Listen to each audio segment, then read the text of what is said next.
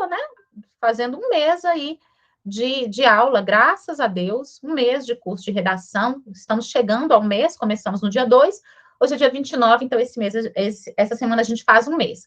Assim sendo, no sábado, dia 3, nós teremos o nosso simulado. O simulado será presencial, tá? Eu vou começar o simulado às 2h30 da tarde do sábado, ok? Sábado agora, às 2h30 no espaço do curso, que fica ali próximo ao Shopping Montes Claros, aqui na cidade de Montes Claros. A Sâmara deve passar aí um formulário confirmando, né, a presença de vocês.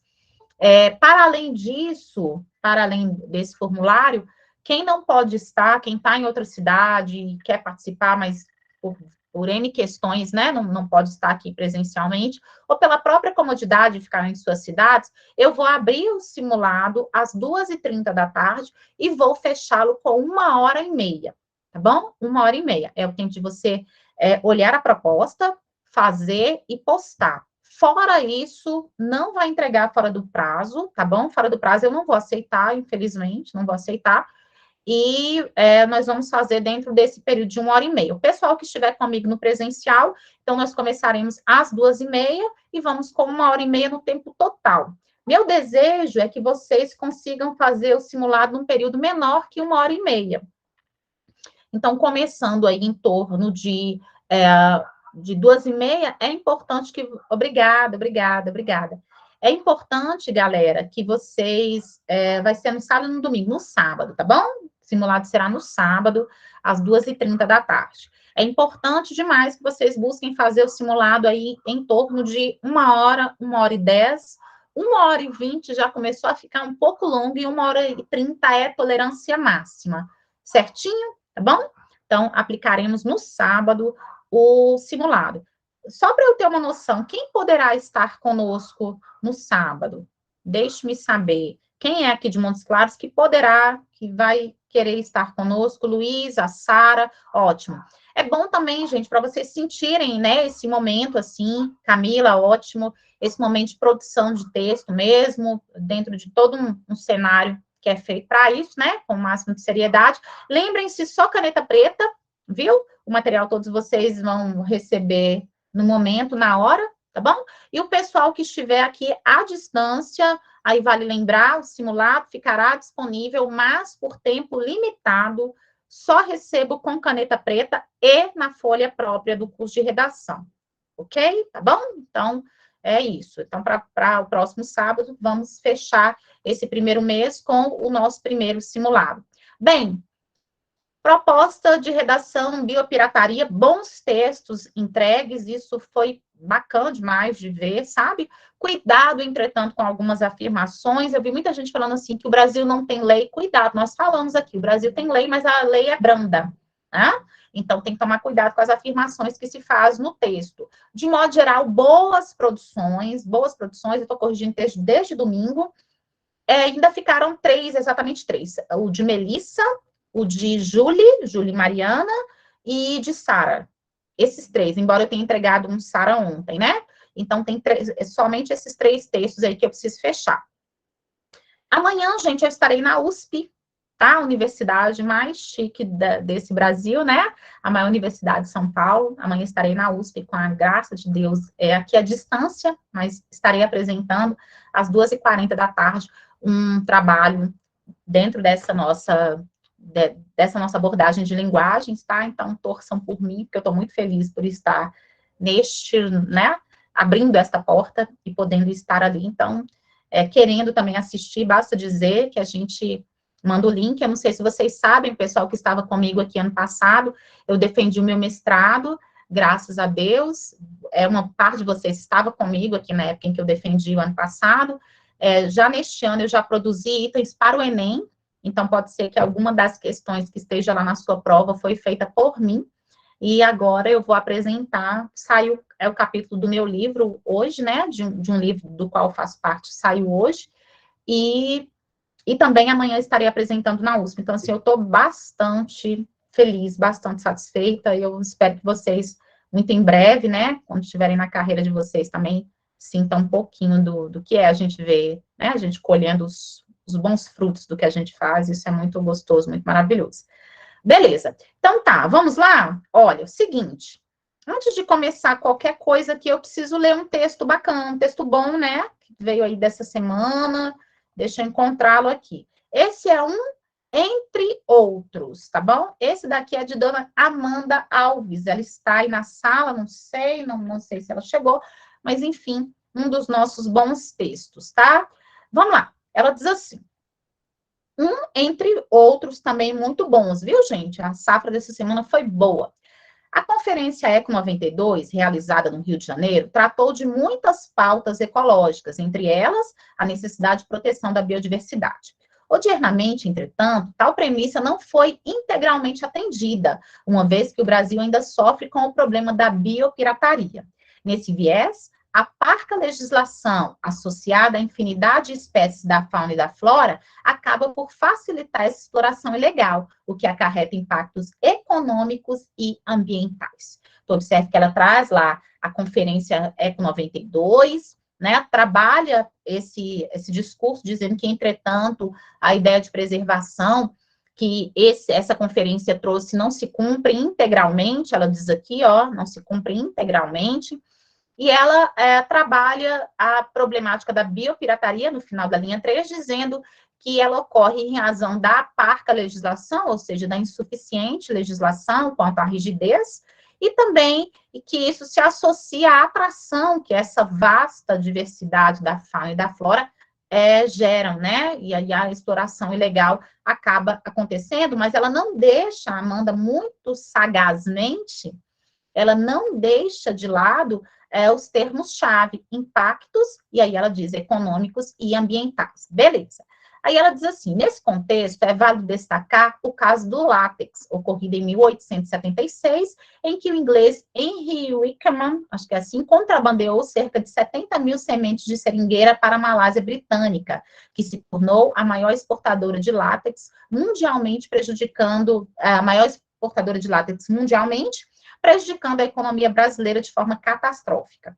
De maneira análoga, mesmo após quase 2 séculos, a biopirataria ainda afeta o cenário econômico do Brasil exorbitantemente, haja vista que é uma das práticas ilegais mais lucrativas do mundo, movimentando milhões de dólares anuais. Nessa via, a falta de um conjunto de leis mais expressivo, ou conjunto mais expressivo, com punições mais rígidas, propicia a perpetuação dessa prática que lesa a arrecadação monetária do país e o desenvolvimento dos setores agrário e científico, visto que espécimes com elevado potencial são roubadas e exploradas ilegalmente, o que tipifica o óbice, que mostra, né, o óbice, que demonstra a existência do óbice, do problema, tá bom? Óbice é nesse sentido, obstáculo, óbice é obstáculo do problema. Ademais, é importante salientar que a parca legislação em um território extenso e amplamente biodiverso estimula o tráfico nos biomas brasileiros. Dessa maneira, a fauna e a flora de domínios como Cerrado, Pantanal e Caatinga são constantemente ameaçadas por essas atividades ilícitas, que ocasionam sérios prejuízos a esses ecossistemas, como desequilíbrio ecológico, perda da biodiversidade biológica e ameaça de extinção de várias espécies. Sob tal ótica, essa realidade brasileira remonta ao período colonial, em que a alta exploração da Mata Atlântica, elevada, acho que é melhor, né, da Mata Atlântica, devastou mais da metade da floresta e comprometeu muitos elementos naturais, como o pau-brasil. Diante do exposto, ficam evidentes os malefícios que esse tipo de contrabando acarreta à nação, o que caracteriza a problemática. Portanto, medidas são necessárias para mitigar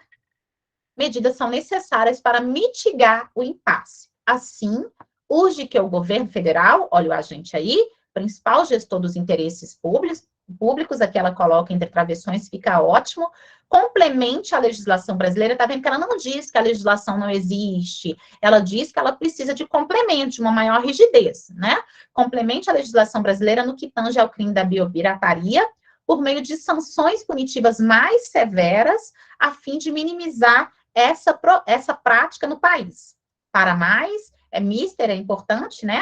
Que o Ministério do Meio Ambiente aumente a fiscalização por toda a superfície do Brasil, principalmente nas regiões mais visadas, como Cerrado e Amazônia, por intermédio da capacitação e distribuição de novos profissionais da defesa ambiental, para que, dessarte é dessa forma, os princípios definidos na ECO 92 saiam do papel e se tornem uma realidade sustentável na nação. Bom texto, é ou não é, moçada? Bem feitinho, bem organizado, né? Bem coeso dentro do tema proposto. Então, aí o texto da nossa querida Amanda, né? Candidata aí ao curso de medicina, vai entrar, vai ser uma lindeza. Excelente texto, não é mesmo, Luiz? Muito bom, muito claro. Existem outros textos muito bons também. Mas, assim, gente, o texto ele tem que se parecer com você, sabe? É importante que você escolha um vocabulário que você dá conta de fazer o texto prosperar mesmo, que você não enganche em nada, que cada informação fique devidamente colocada dentro do texto. Isso tem feito a diferença entre alguns textos e outros, certo? Então, quando a gente escolhe aqui um para ler, não é só com relação à nota, é às vezes porque é um texto que flui mais facilmente para ser entendido, para ser compreendido, um texto claro, universalmente claro. Então, qualquer pessoa que lê, fala, nossa, que legal. Alguns outros, às vezes, eles são bem mais eruditos, mas isso não significa que sejam melhores ou piores. Só tem uma tipologia de linguagem, né? Um tipo de apresentação um pouco diferente, e isso é de cada um, tá bom? O importante é não ferir os critérios lá que o Enem coloca pra gente. Beleza. Então, vamos à nossa aula 5. A quem está chegando, eu vou pedir para depois rever a nossa gravação, porque eu falei aí um pouquinho sobre o nosso simulado deste final de semana, tá bom? Volto a falar lá no finalzinho, mas se não ficarem até o final, já está gravado aí. Beleza, pessoal? Bem, olha, aqui eu tô lembrando a vocês para darem uma olhadinha, já coloquei no grupo ontem à noite, né? Ficarem de olho no eixo, né? Por quê? Porque houve a prova do Enseja, e o Enseja trouxe para a gente alguns temas bem interessantes mesmo, que vale a pena a gente ficar de olho. O texto, assim, o Enseja, o que é o Enseja? É o Enem, porém, dos jovens, tá vendo? O J, que é de jovens e adultos, da educação de jovens e adultos, viu? Então, vale a pena conhecer esse processo aí. Bem, o que o Enseja cobrou aí da galera, de modo geral? Cobrou, deixa eu só ver se a minha mesinha está devidamente ligada aqui.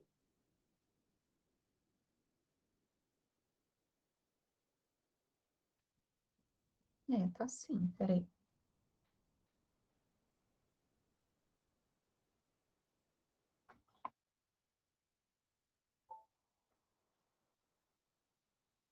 Ok. Agora, isso, agora foi. Então, pessoal, o Enseja, nesse final de semana, ele cobrou dos candidatos, de modo geral, que ficassem de olho nesses dois temas, o ensino fundamental e o ensino médio. Gente, muito interessante, porque aqui a gente tem dois eixos hiper importantes. Olha, o eixo cultura. Por que eu estou dizendo isso? Porque normalmente, quando já caiu no Enseja, não volta a repetir no Enem, não. Viu? Então, o eixo cultura, o papel da tradição oral na preservação da cultura do Brasil, ou seja, a questão de como que as pessoas, por meio da fala, da conversa, da cultura, do compartilhar de gerações, como que isso faz a cultura avançar, prosperar e preservar os nossos patrimônios linguísticos, históricos, culturais. E o outro tema, gente, está dentro do eixo meio ambiente, ó. Desafios da indústria da moda para a preservação do meio ambiente. Olha para vocês verem como que está delimitado. Desafios, preservação do meio ambiente, mas com relação à indústria da moda, né? Então, essa questão do consumismo, muito importante ser discutido aqui, vocês poderiam citar aí, né, indústria cultural, qualquer estratégia de mídia também seria muito importante trazer para cá, e assim, a preservação do meio ambiente, porque a gente sabe o impacto que isso produz, né? Então, enfim, são temas que estão dentro de dois eixos que vale a pena a gente ficar de olho neles. E o tema da aula de hoje é violência sexual contra infantes no âmbito doméstico, ou seja, dentro de casa, ok? A violência sexual contra infantes, crianças e adolescentes, certo? Crianças e adolescentes no âmbito doméstico. Bem, importante dizer, não fuja da violência de cunho sexual, no caso do tema, e pense aí também nela acontecendo dentro de casa. Então, toma cuidado, por exemplo, com a violência institucional, que acontece em outros circuitos que não dentro de casa. Por exemplo, na escola, por exemplo, nos orfanatos, por exemplo, dentro das igrejas, infelizmente, né? Então, cuidado aí com esse circuito. Então, vamos levantar aí de cara, num primeiro momento, quais são os grandes impasses que a gente tem quanto a isso, pensando primeiramente na noção do que é ser criança. Importante saber que até a Idade Média, não existia o conceito de criança. As crianças, então, elas participavam dos circuitos dos adultos como se fossem mini adultos, participavam da vida adulta como se fossem pequenos adultos. Na Idade Moderna, eles começam a ser inseridos no espaço da família, então começa a haver um início de uma preocupação de inserir crianças, meninos e meninas dentro do espaço da família, nas suas peculiaridades, sendo crianças e não mais pequenos adultos. Até a Idade Média, por exemplo, não era raro que as crianças participassem até mesmo, estivessem presentes, na verdade, nos momentos das orgias sexuais. Por quê? Porque eles não havia esse conceito de infância que a gente conhece hoje. O século XX, no entanto, começa a ser o momento em que o bem-estar e os direitos das crianças serão vistos e ouvidos e começarão a aparecer nos tratados. Haja vista o caso do Brasil, que em 1990 tem aí o Estatuto da Criança e do Adolescente, ou seja, o Estatuto da Criança e do Adolescente tem 32 anos, né? Se eu não estiver errado aqui no cálculo, 32 anos. Então, a proteção à infância no Brasil é algo ainda bastante recente, se a gente for pensar numa história de nação. Certo, gente?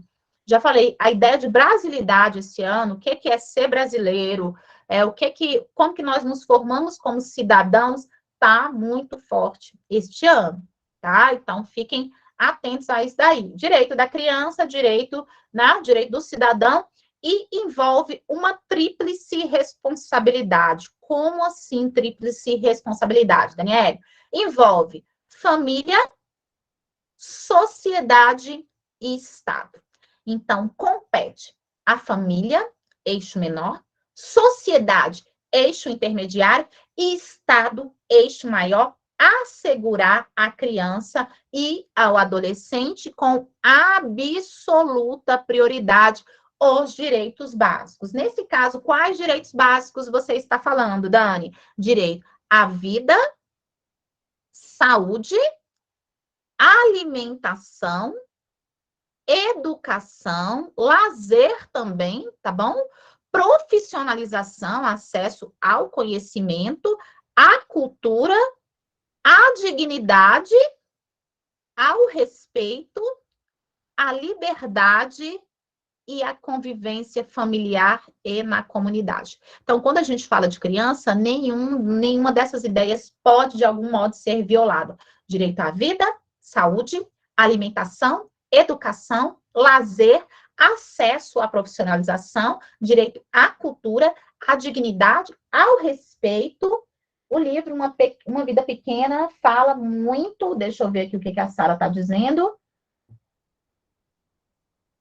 fala muito sobre a violência infantil, porém no orfanato em que o protagonista foi criado e nas ruas em que ele morou por um tempo. É viável usá-lo como referência nesse texto? Olha, Sara, só se você for usar, por exemplo, só para apresentar o assunto, violência contra crianças. Toma cuidado que uma referência como essa, me parece, eu não conheço esse livro, mas ele está um pouco mais abrangente, toma cuidado para não sair do circuito doméstico. Tá bom? Então, talvez para trazer o assunto violência contra a criança, mas o tema, que é violência sexual no âmbito familiar, talvez tenha que ter um pouco mais de cuidado. Nesse viés aí do livro que você está falando, a gente tem a série O Gambito da Rainha, por exemplo, né? Que as meninas também ali são alvo de exploração dentro do orfanato, tá bom? Então, só toma cuidado, porque a gente vai pensar mais numa violência dentro do circuito familiar, porque isso daí já é violência institucional, ok? Beleza. Bem, aí o que diz o parágrafo 4º desse artigo 227 da Constituição? Diz que qualquer abuso contra a criança tem que ser punido com severidade. Severidade. Vocês devem ter visto aí outro dia, passando no jornal, o caso da menina Bárbara Vitória, né? O Dani, pode cair no Enem por causa do caso da Bárbara Vitória? Não, não. Por quê? Porque a prova do Enem já está pronta, né? Então, por causa desse fato, não. Mas a violência contra a criança, ela tem sido muito discutida, tanto no sentido da privação de direitos, a gente falou aqui outro dia sobre alimentação, né? E aí é importante que a gente se lembre que o direito à alimentação da criança perpassa, por exemplo, a escola ter merenda para ela, entre vários outros pontos. Então, a proteção a esses grupos, por exemplo, proteção à mulher já caiu no Enem. Proteção em relação ao idoso, caiu num tema do Enseja, o abandono afetivo de idosos, ano passado. Olha só, então caiu falando sobre idosos. Abuso sexual de crianças também já aparece em outras edições. Então, o que a gente precisa pensar? A pandemia trouxe uma especificidade quanto ao âmbito familiar, uma série de problemas, né? As mulheres ficaram mais expostas, então, novamente, o tema da violência contra o feminino reacendeu na sociedade, né? Violência de gênero reacendeu na sociedade, então a gente tem que pensar nessas questões. Aí, quando você estiver analisando este e outros muitos temas, você pode dizer que ele é um problema multifatorial se você percebe que ali existem contextos históricos, por exemplo, no texto da colega a gente poderia dizer isso, textos, impactos históricos, econômicos, sociais, tá? O caso das crianças é um fator assim. Os contextos históricos, sociais e culturais se somam às relações desiguais de gênero, raça, orientação sexual e condições econômicas. Vou mostrar tudo isso daqui dentro do slide. Vocês vão ver que, assim, o contexto histórico, crianças, muitas vezes, outrora, estavam desprotegidas com relação à lei. Então, demora a haver um conjunto de leis para protegê-las, historicamente. Social e cultural. Lembra aí que as meninas, especialmente as meninas, mas não só, ficam mais expostas à violência, até mesmo por causa do fator mãe, que eu vou falar daqui a pouco. Quer dizer, se eu tenho uma mãe pobre, especialmente o fator pobreza, faz com que, às vezes, ela tenha que se afastar para ganhar o pão de cada dia, e, às vezes, por falta de uma rede de apoio, de creche próxima, de todo um apoio escolar, comunitário, de lazer, de cursos, essas crianças, às vezes, ficam suscetíveis a estarem sem a proteção devida da família ou expostas a parentes, a outras pessoas que, infelizmente, acabam abusando delas. Esses são fatores sociais e culturais.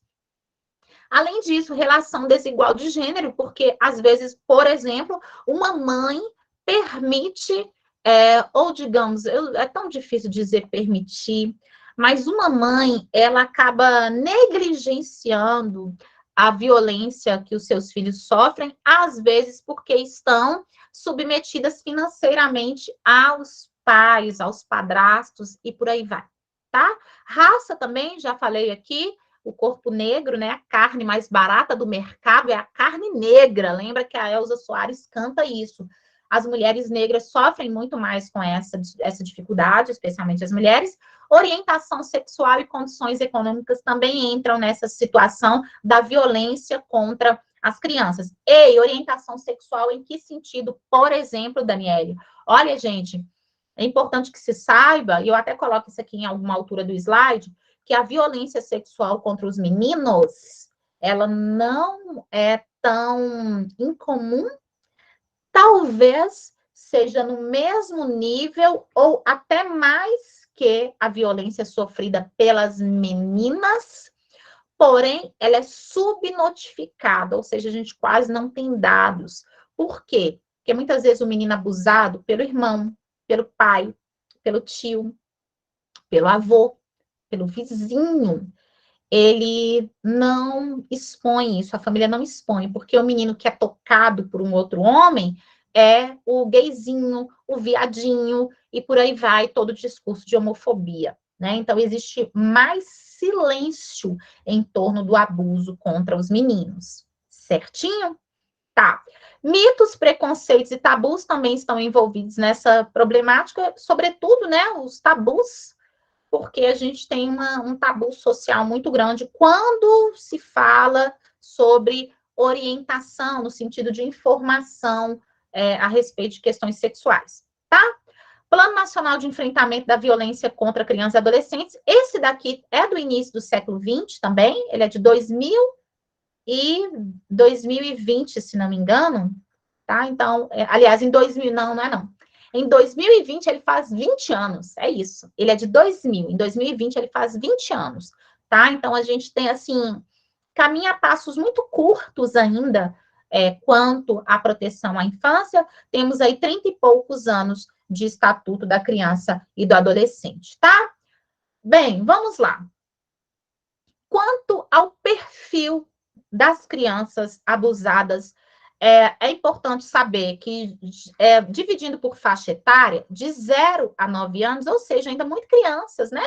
Pouco conscientes das questões sobre o que é um abuso. Ô, gente, essa questão do silêncio talvez seja o maior problema quando a gente fala de abuso sexual. Por quê? Porque nós temos uma sociedade que silencia as discussões em torno da prevenção à violência sexual.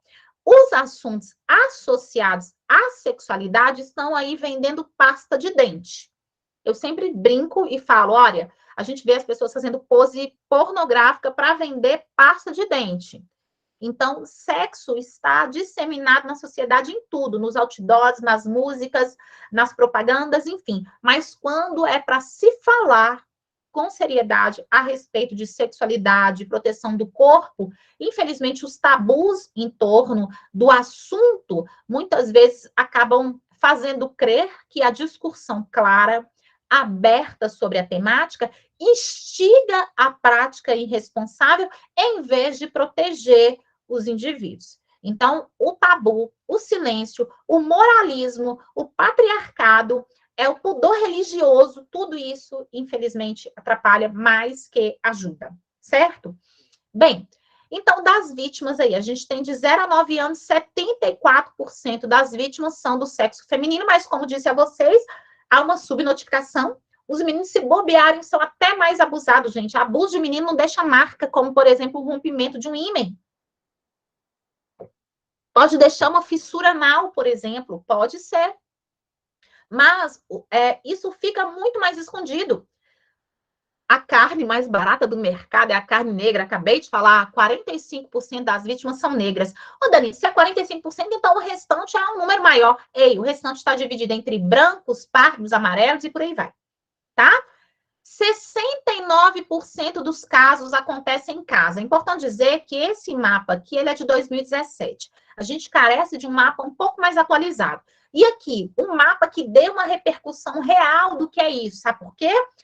Porque nós podemos falar sobre o crescimento disso na pandemia, haja vista que as crianças ficaram mais reclusas em suas casas, não havia, por exemplo, o aparato da escola protegendo, amparando essas crianças, então na pandemia houve uma majoração desse número, mas nós precisamos de um número equilibrado, seja como for, 70%. Gente, você tem noção do que é a casa?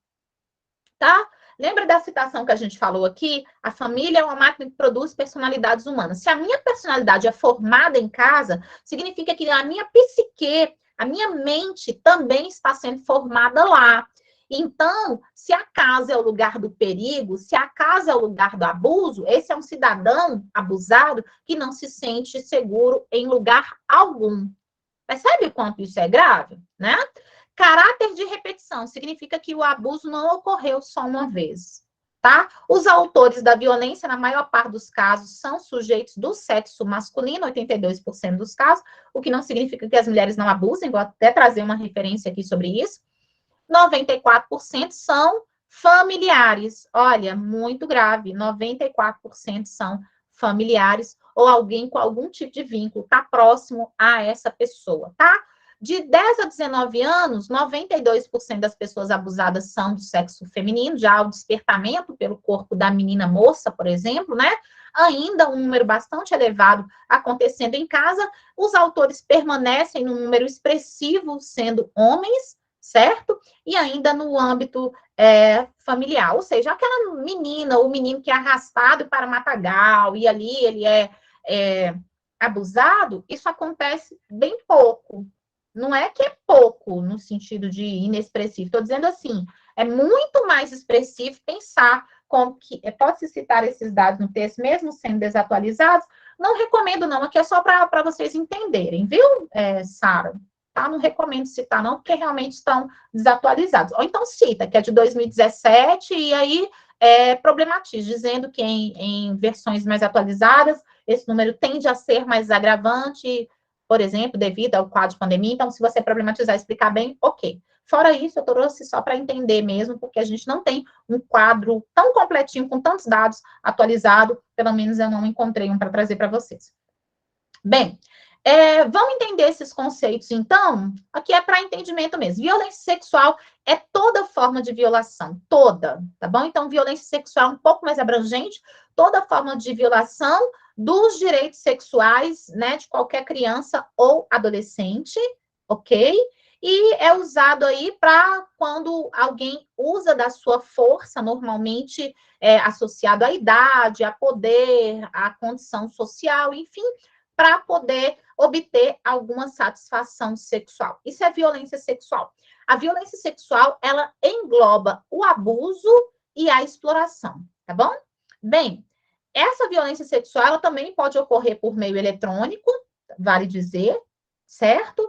Então, não é só a penetração, é qualquer tipo de violação. Pedir para tirar a roupa, pedir para mostrar a parte do corpo, e por aí vai.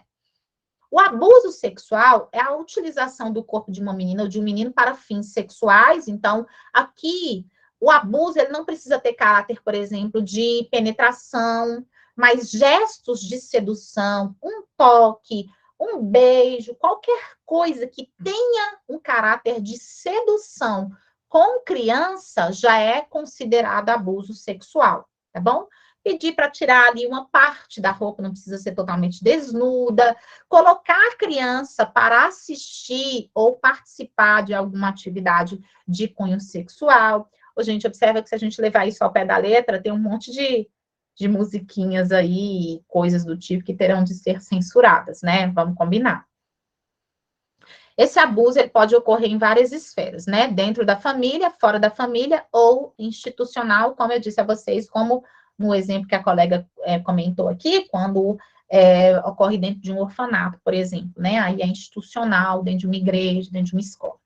A exploração sexual é o abuso ou a violência, mas que vai ter necessariamente a ideia de dinheiro, alguma vantagem financeira envolvida. Normalmente é alguém aliciando, viu? Alguém aliciando.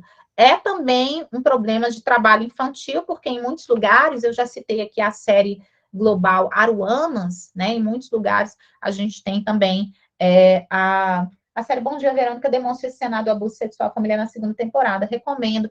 A da menina lá, a Clara Castanho, né? Infelizmente, a Clara é uma pauta que ela acaba vivenciando na realidade, né? Porque ela foi alvo de estupro, né? Certo. Bem, gente, vamos aos fatores. O que promove a violência sexual contra infantes no âmbito doméstico? Então, a gente já está entrando nas causas, certo? Bem, aqui eu estou levantando fatores. Esse é meu jeito de escrever, certo? O fator mãe. Uma causa, mãe. Você não vai usar desse jeito. Eu quero que você entenda, tá? Então, a condição das famílias desestruturadas, das mães solo, isso faz com que haja uma série de situações que vão, infelizmente, fragilizar as crianças. Por exemplo, Uma mãe em condição socioeconômica de desprovimento, ou seja, as mães mais pobres, têm menos condições, geralmente, de cuidar ali presencialmente dos seus filhos. O que acontece? Elas trabalhando fora, muitas vezes elas deixam as crianças ou na própria casa, sozinhas ali ao longo do dia, ou sob os cuidados, às vezes, de pessoas que não cuidarão como deveria, né? Então, a questão, primeiro, da mulher ter que se ausentar para trabalhar quando ela não tem uma rede de apoio, não tem um companheiro, não tem como manter, né, o cuidado presencial com das suas crianças. Outro fator, a escolaridade. Então, a gente tem aqui uma condição socioeconômica dessas mulheres e também o fator da escolaridade. Daniela, por quê? Gente, porque, assim, educação é tudo, né? Quanto menos informação sobre como abordar temas relativos à sexualidade com crianças e adolescentes, menor vai ser a possibilidade dessa mãe estar instruindo essas crianças e fazendo com que também a criança entenda o que está acontecendo com ela e rompa, né? Em vez de quebrar, eu prefiro romper. Romper a ideia do silêncio, em vez de dizer quebrar o silêncio, romper o silêncio, certo? Então, também tem essa questão da menor instrução. Então, muitas vezes, esse fator aí da desestruturação familiar faz com que essas mães fiquem mais fragilizadas sob esses dois fatores, a condição socioeconômica e a escolaridade, e também, somadas as duas coisas, nós podemos ter a dependência financeira. Porque se essa mulher pobre, fragilizada, sem dar a devida informação e sem obter também informação, condição de trabalho, de dignidade, ela às vezes vai ficar mais dependente da contribuição do parceiro, que nem sempre é o pai dessa criança, para compor o orçamento doméstico. Consequentemente, mulheres que estão com um marido provedor de algum modo, ou maior, o mais expressivo provedor, elas têm dificuldade de, às vezes, eu não vou nem dizer perceber, vou dizer de denunciar esses abusadores, certo? Importante saber que, embora a gente esteja destacando aqui as mães pobres, é importante que se saiba que o abuso sexual acontece em todas as classes sociais, tá? Talvez a gente possa dar maior expressividade a essa questão das mães mais pobres, da condição de falta de conhecimento, da dependência financeira, mas por questões culturais também a gente vê esse problema ocorrendo em outros nichos. Aí eu levo para um outro fator, penso aqui, e vocês podem agregar também. O fator cultural, né, gente? Porque, por exemplo, o patriarcado, patriarcalismo, essas estruturas familiares que são marcadas pela submissão do feminino ao masculino também silenciam o problema. Especialmente essa submissão, como falei há pouco, associada à renda, à possibilidade do mercado de trabalho, né? Inclusive a própria resistência que há dentro da sociedade quando se fala que uma mulher foi abusada, que uma criança foi abusada, até as meninas, as pequenininhas, elas sofrem com esse estigma que a gente vive no social da cultura do estupro, porque até a menininha pequenininha, quando estuprada, às vezes o que se ouve a respeito dela é algo do tipo assim: ah, mas olha a roupinha que ela usa também. Ó, mas também só vive sentada no colo de fulano. Gente, é uma criança, né? Então a gente tem, infelizmente, uma estrutura patriarcal que justifica, não raramente, o rompimento, né, dessa fragilidade infantil, com vários outros fatores que apontam sempre para a mulher, ou para a criança, ou para as outras minorias, e oferece resistência ao masculino, tá? Resistência à orientação sexual, aqui orientação é no sentido mesmo de instrução, vou até trocar essa palavra, instrução sexual direcionada a crianças e adolescentes. Educação, né? Educação para que as crianças saibam reconhecer ações abusivas. E ainda existe um fator que propicia o silêncio dentro da família, que são os julgamentos, né? Os descréditos sociais que, às vezes, uma filha enfrenta ao falar que o pai abusou, né? Que um avô abusou, o medo também da desestruturação que isso pode gerar dentro da família, sabe? Eu acho que falta falar mais sobre abuso, né? Para meninos, meninas, famílias inteiras, né? A cultura do estupro, que vai alimentar que a vítima é culpada pela violência, e ainda aqui eu estou ressaltando a questão da violência sexual contra meninos, que existe uma baixa notificação, ou seja, não é um problema só de menininhas, só que existem muitas pressões socioculturais que demonstram aí uma perspectiva machista e homofóbica e que faz com que os meninos sofram. Gente, a gente ouve muitas histórias de meninos que foram abusados pelos tios, pelos primos, pelos irmãos mais velhos. Me parece que, assim, eu não tenho dados para falar sobre isso, mas a gente conversa, tem outras pessoas, né, nos nossos nichos de circulação, e a gente sabe que isso não é um problema não é um problema inexistente, não, viu? Infelizmente. Eu sempre digo, assim, eu tenho filho, um menino, e eu sempre digo, gente, é importante a gente cuidar deles do mesmo jeitinho que se preocupa com as menininhas, tá bom? Os adolescentes, banheiro de escola, outros lugares em que, infelizmente, eles ficam vulneráveis e distantes do cuidado da gente. Bem, aí a gente tem um fator Estado também, com relação, lógico, às faltas, às necessidades, o que precisa haver. E se precisa haver, aí é por duas questões.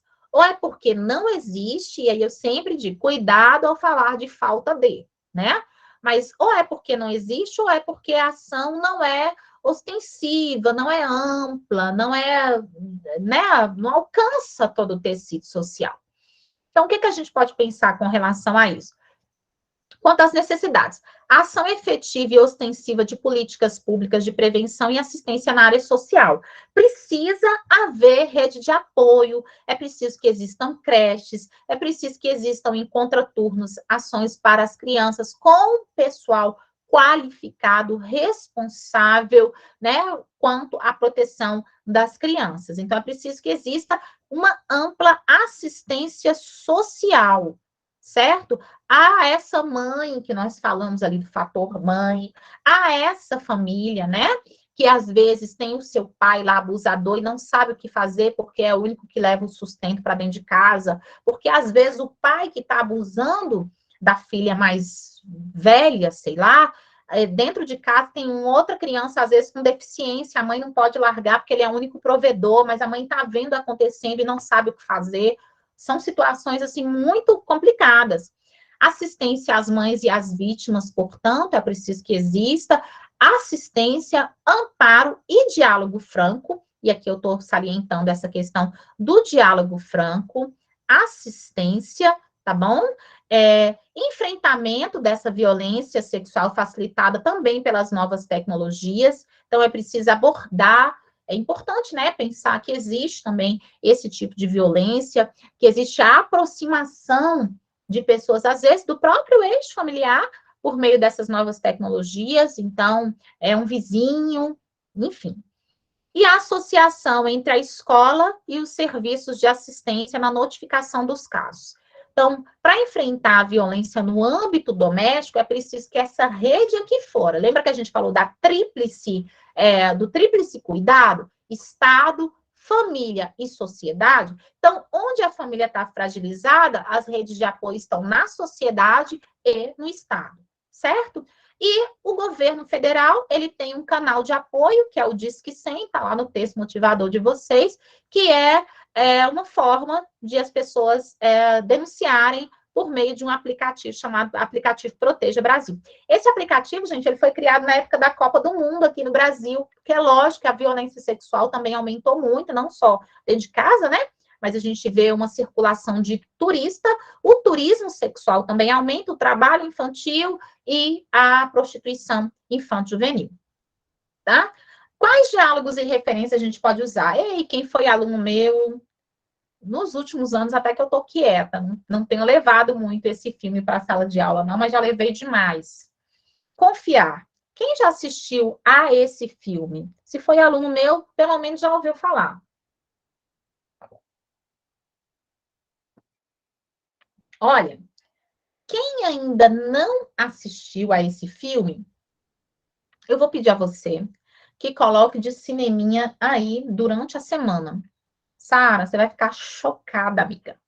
Gente, coloque aí no final de semana, ou se você, ao contrário da minha pessoa, tiver algum tempo durante essa semana, por favor, procure esse filme na internet e assista-o, tá? É um filme pesado. Nos Estados Unidos ele foi censurado. Hoje acredito que talvez não mais, mas até porque o assunto ficou mais evidente nos últimos anos, mas ele é um filme de 2010 e é um tremendo sinal de alerta a respeito dos perigos associados à violência sexual, tá?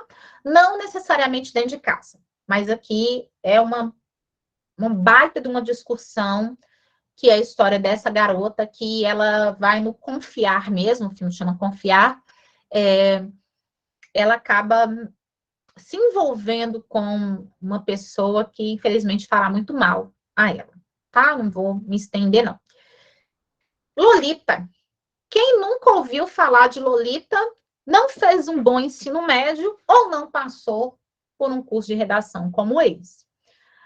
Lolita é um filme, perdão, é uma obra literária transformada em várias abordagens fílmicas, em várias abordagens em outras áreas, inclusive assimilado pela cultura. Quando se fala que uma menina é uma Lolita, está se dizendo que ela é uma garota sexy, tá? Então, existe essa apropriação que a cultura faz desta obra literária de 1955. Recentemente, Brasil, a gente tem a série aí, ai, gente, da Angel, como é que é o nome da série?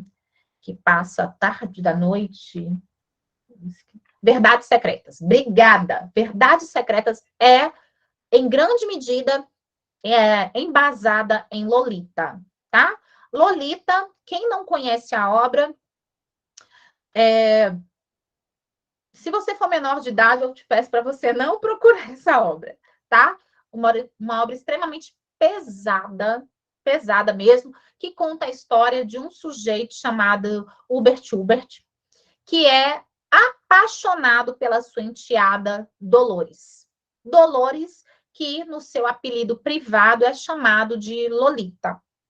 E ela, com 12 anos, ela se torna o alvo, o grande amor deste homem, um pedófilo, lógico, e ela também se apaixona perdidamente. Então, a partir disso, a gente vê não só o abuso, mas a mudança, a adultização. O pensamento da menina de 12 anos se converte num pensamento de uma mini mulher. Então, aqui também há todo um trabalho psicológico em relação a essa garota. É uma obra polêmica até hoje, eu acho que é importante, talvez, em algum momento conhecê-la, mas forte, bem forte, tá bom? E ela acaba sendo, como eu disse, né, alvo desse sujeito, que é um professor universitário. Aí aqui eu abro um parênteses para dizer a você que, em muitos casos, os abusos sexuais ocorrem, assim como em Confiar, assim como também nesse livro, praticado por indivíduos que estão acima de qualquer suspeita. Então, às vezes, é aquele pai extremamente amoroso, é o avô que dá de tudo. Não é necessariamente o cara agressivo, entende? E às vezes é justamente esse fator que gera uma confusão na vítima, e nem sempre ela consegue perceber, isso acontece com as mulheres adultas também, que estão sendo alvo de algum tipo de abuso. Por isso é tão importante a educação sexual, né? Então, a assimilação cultural, como eu disse, faz com que, por exemplo, a gente tenha um monte de marca de lingerie chamada Lolita. Tem mesmo, você procurar aí, você vai encontrar. Assim, eu já comentei isso em aula e já falei que eu vou pesquisar e nunca pesquiso, sempre lembro quando eu vou dar essa aula. Gente, vocês lembram da Betty Boo? É Betty, B-O-O-P. Quem se lembra dela aí? Se você jogar aí no Google, você vai encontrar a imagem dela. Depois, eu, Daniele, eu sempre falo assim, gente, eu vou pesquisar a história da Betty Boo e isso se perde. A Betty Boo me parece que é um caso assim também. A gente tem que procurar ali de onde é que sai a ideia daquela bonequinha. Porque, gente, que ela é um personagem, né? Ela é uma mini mulher também. Vocês se lembram do rostinho dela? O rostinho todo redondinho, doce, né? Indica a cor púrpura, sim, a cor púrpura também, que tem a obra, e tem também o livro, né? O livro com a Viola Davis, que é fantástica, mas o filme, que é fantástico, e o livro já caiu no vestibular, inclusive, da Unimontes. Também fala de abuso e abuso dentro de casa. Bem, o cortiço aqui, que eu estou trazendo, eu acho que todo mundo que passou pelo ensino médio talvez tenha lido o Cortiço ou conheça um pouquinho da obra. Em O Cortiço, nós temos Pombinha, a flor do cortiço, né? A única alfabetizada no cortiço, que por conhecer as cartas, conhece o segredo do coração das pessoas do cortiço, né? Assim que ela é descrita. Bem, a flor do cortiço, essa descrição já dá a ideia de ingenuidade, delicadeza, que de fato perpassa a personagem Pombinha, tão delicada, tão menina, mas ela vai ser abusada por Leone. Leone é a sua madrinha. Então, aqui a gente está falando de uma relação entre mulheres. Então, quando se diz que mulheres não abusam, cuidado, porque também existe uma subnotificação, e sim, os homens são os maiores abusadores, mas existe também isso. É muito interessante também o trocadilho que a literatura faz aqui, né, gente? É importante que se perceba, você que é estudante, Leone vem de leão, e pombinha de pombo. O leão domina o pombinho, né? Então, aqui a gente tem esse caráter de dominação. A Leone é a madrinha da pombinha. E a pombinha vai ser molestada pela Leone, depois elas começam um relacionamento, e a pombinha, que eu até brinco assim, né, que começa como a pomba do Espírito Santo, depois ela se transforma numa outra coisa. E ela vai realmente se tornar uma prostituta.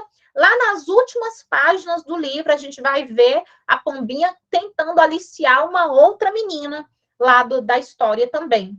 Então, esse ciclo de muitas vezes, de violação, de abuso que vai repassando. Aqui eu coloquei um trechinho da obra O Cortiço. Bem, agora estavam perfeitamente a sós. Vem cá, minha flor, disse-lhe, puxando-a contra si e deixando-se cair sobre um divã. Sabes, eu te quero cada vez mais. Estou louca por ti. E devorava-a de beijos violentos. Olha, gente, beijos violentos, já é caráter de abuso. Repetidos, quentes, que sufocavam a menina. Observe que o autor, ele deixa claro que é a pombinha, que é uma garota. Enchendo-a de espanto, então, olha a falta de orientação, de educação para entender o que estava acontecendo. E de um instintivo temor. Então, a criança está sob uma relação de poder, é alguém superior a ela, cuja origem a pobrezinha, na sua simplicidade, não podia saber qual era. A cocote aqui é um uso antigo para mocinha, garota. Percebeu o seu enleio e ergueu-se, sem largar-lhe a mão. Descansemos nós também um pouco. Ah, não, cocote aqui não está nesse sentido, não. Cocote aqui é no sentido fazendo referência a Leone, tá? Corrigindo aqui. Descansemos nós também um pouco, propôs, arrastando-a para a alcova que é o quarto, arrastando-a para a cama. Pombinha assentou-se constrangida no rebordo da cama e toda perplexa, com vontade de afastar-se, mas sem ânimo de protestar. Por acanhamento, tentou reatar o fio da conversa que ela sustentava um pouco antes à mesa, em presença de Dona Isabel. Ela tentou voltar à normalidade, ela estava com medo. Leone fingia prestar-lhe atenção e nada mais fazia do que afagar-lhe a cintura, as coxas e o colo. Aqui é só o início de uma cena que vai, sim, terminar em um abuso, tá? Além das referências que já foram citadas aqui, em termos, assim, de conhecimento popular, vale lembrar que a obra 50 Tons de Cinza, que também foi adaptada para o cinema, embora os 50 tons de cinza ali, de fato a obra trata, né? Porque são as queimaduras que o personagem, o Christian, ele traz no corpo. Então, o Christian Grey é o cinza, né? A cinza que ele traz no corpo e traz na alma também é das queimaduras que o pai fazia no corpo dele. Isso, se eu não estou enganada, não tem no filme.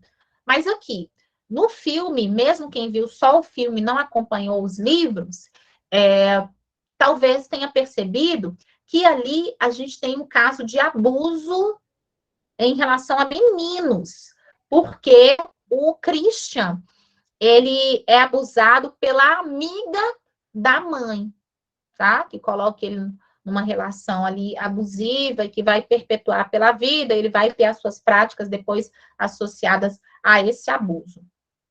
E aqui numa referência também a Lolita, né, do Nabokov, que comentei, nós temos a novela O Outro Lado do Paraíso, em que a Rede Globo retratou o drama da jovem Laura, e eu gosto dessa coisa do nome. Laura significa louro, né? Vem de louro, de claro.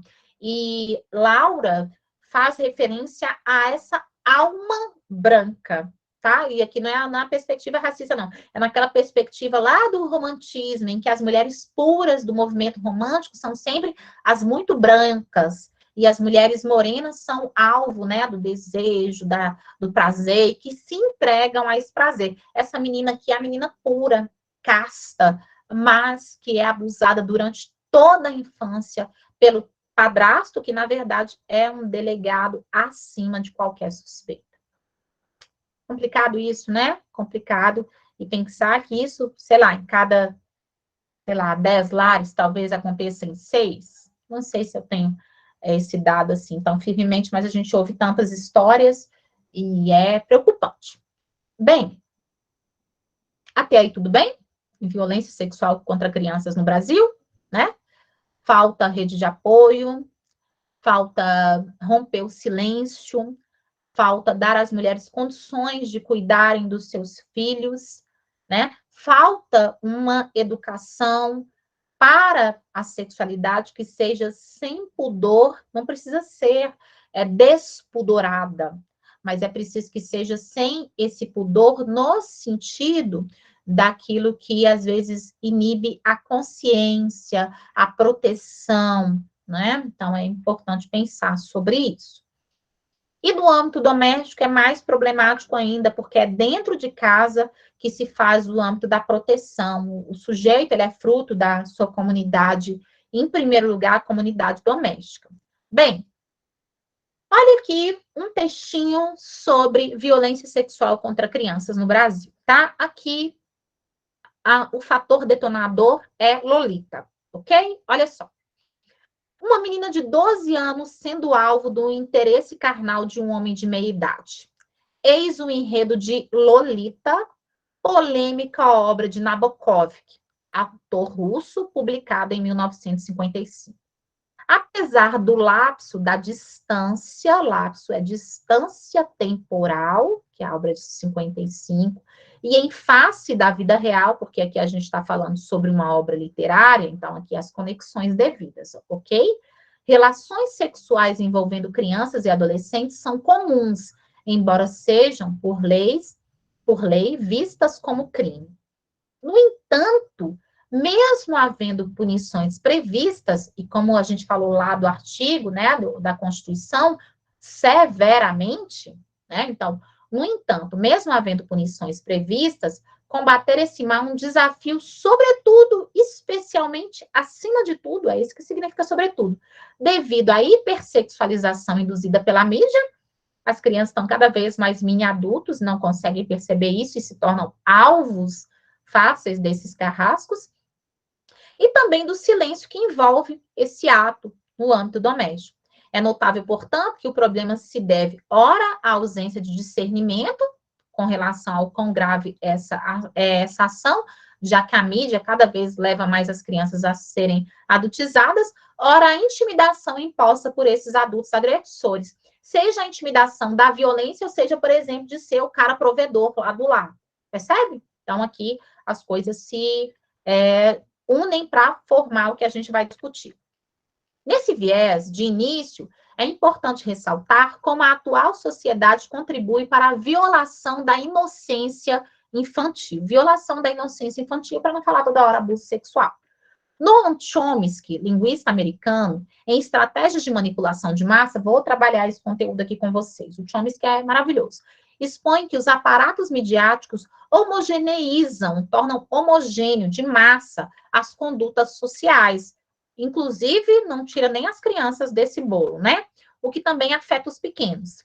Nessa esteira, especialmente a mídia, ao divulgar comportamentos que adultizam as crianças, as roupas, as danças e as músicas, por exemplo, sugere ações de mini-adultos para os infantes, ao passo que não os prepara para discernir abordagens abusivas.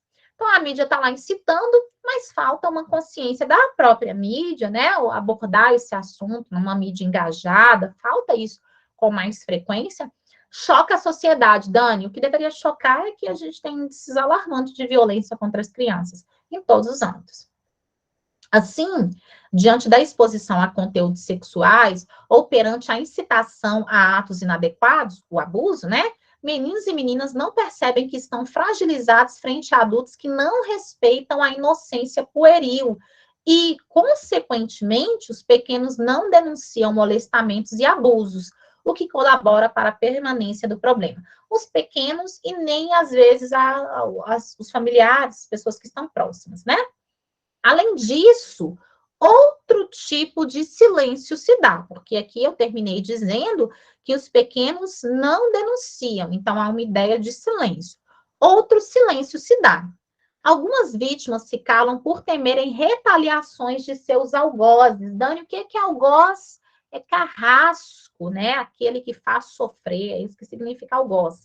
Exemplo disso são os casos em que os estupradores e molestadores são entes do próprio eixo familiar. Nessas circunstâncias, as crianças, em parte das vezes, não conseguem denunciar o abusador por ser ele alguém do âmbito doméstico. Pais, irmãos, primos ou mesmo um amigo próximo, que também é considerado eixo doméstico. Pois receiam atos de vingança ou, em outras situações, são induzidas a manterem o fato encoberto pela própria família, em vista da vergonha do enfrentamento social diante do acontecimento, além de não serem raras as conjunturas em que a vítima e família, em que vítima e família dependem financeiramente do agressor. Diante disso, é dever do Estado cumprir a proteção à infância, tal como decreta a Magna Carta Nacional, sobretudo ao incentivar a denúncia desses molestadores. Diante do exposto, proteger a integridade física e emocional dos menores deve ser compromisso do governo e da sociedade. Para tal, ao poder público, instância responsável pela gestão das políticas sociais, então aqui eu tenho um elemento, agente, instância responsável pela gestão das políticas sociais, o detalhamento do agente. Então, ao poder público compete patrocinar, verbos no infinitivo, ação, patrocinar propagandas constantes, permanentes, persistentes, né, de combate a essa chaga social, usando para isso, aqui é o meio ou o modo, né, a TV aberta e as mídias sociais. Qual que é o objetivo, efeito, a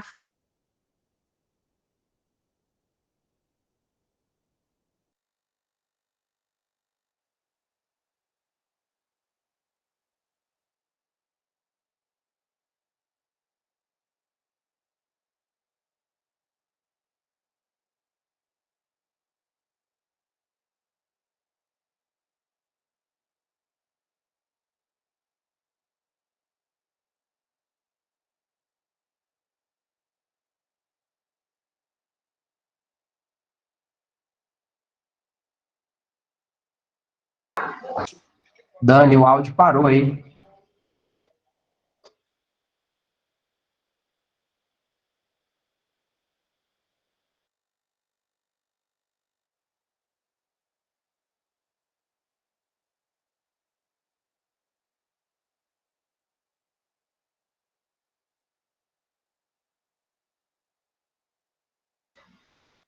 Voltou ainda não.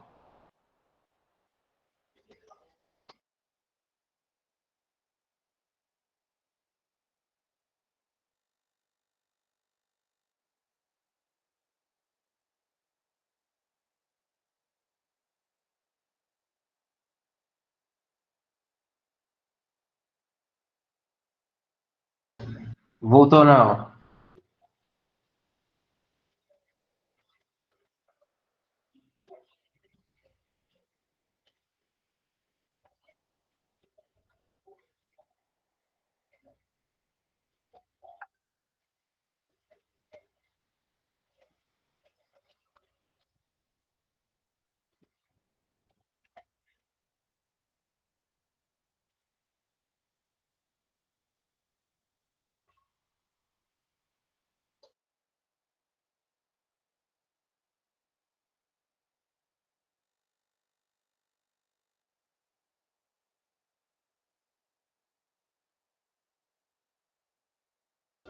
Não. Tô fazendo leitura labial.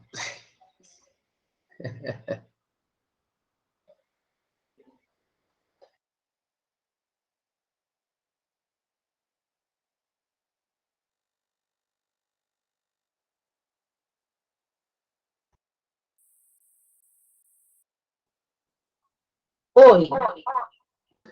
Aí, o outro tá funcionando. Agora desliga o microfone da outra. Isso. Isso. Aí.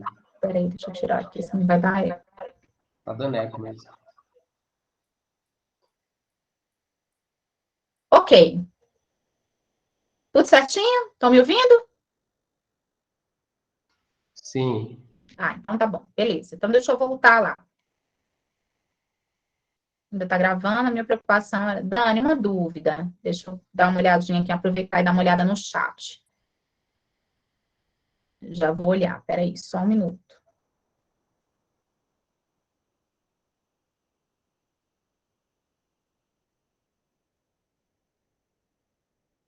Dani, uma dúvida. Visto que a maior parte das pessoas que fazem o Enem são jovens, tanto mulheres quanto homens, e considera que tal tema pode despertar um certo gatilho em alguns participantes, mesmo assim há uma grande chance de cair esse tema.